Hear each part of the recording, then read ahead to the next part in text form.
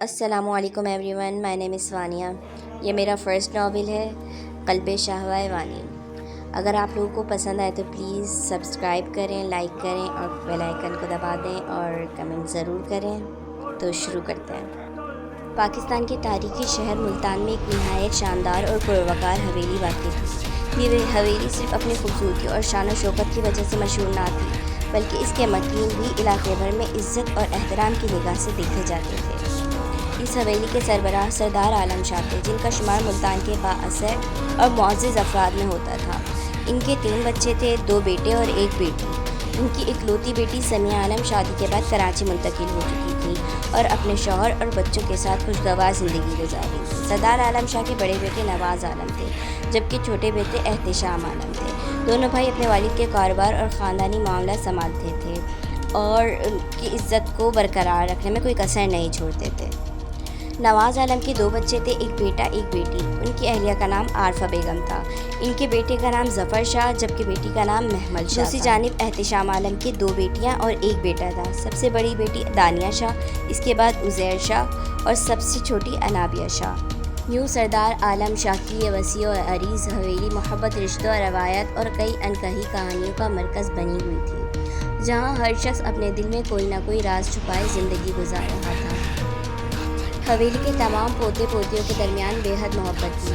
ظفر شاہ، محمل شاہ، دانیہ شاہ، عریش شاہ، انابیہ شاہ ایک دوسرے کی جان تھے۔ بچپن سے ساتھ کھیلتے، ہنستے، لڑتے اور پھر مان جاتے۔ حویلی کے وسیع صحن میں ان کے قہقہوں کی آواز اکثر گونجتی رہتی تھی۔ کمرے میں سنجیدگی چھائی ہوئی تھی۔ سردار عالم شاہ اپنی مخصوص نشست پر براجمان تھے۔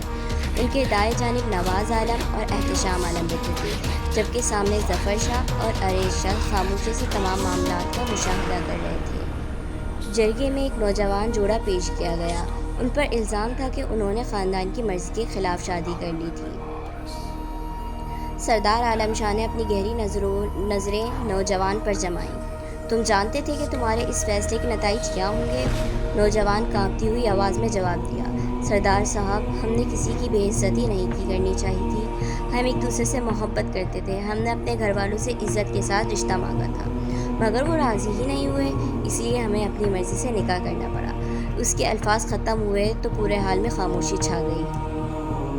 سردار عالم شاہ کے چہرے پر کسی قسم کی نرمی دکھائی نہ دی۔ ان کے نزدیک خاندان کی روایت اور عزت سب سے بڑھ کر تھی۔ کچھ لمحوں کی خاموشی کے بعد انہوں نے سخت لہجے میں اپنا فیصلہ سنایا۔ وہ فیصلہ اتنا سخت تھا کہ پورے دیوان خانے میں سناٹا چھا گیا۔ نواز عالم، احتشام عالم کے چہروں پر کوئی خاص تاثر نہیں تھا، گویا یہ سب ان کے لیے معمول کی بات تھی۔ عریش شاہ بھی خاموش بیٹھا رہا، اس کے چہرے پر سنجیدگی کے علاوہ کچھ نظر نہیں آ رہا، مگر ظفر شاہ، اس کے جبڑے سختی سے بھج گئے تھے۔ اس کی آنکھوں میں پہلی بار اپنے ہی خاندان کے طریقوں کے لیے ایک عجیب سی بے چینی ہو رہی تھی۔ وہ خاموش تھا، مگر اس کے دل میں کئی سوال جنم لے رہے تھے۔ کیا واقعی عزت جرگہ ختم ہو چکا تھا؟ لوگ سردار عالم شاہ کا فیصلہ سن کر خاموشی سے منتشر ہو رہے تھے۔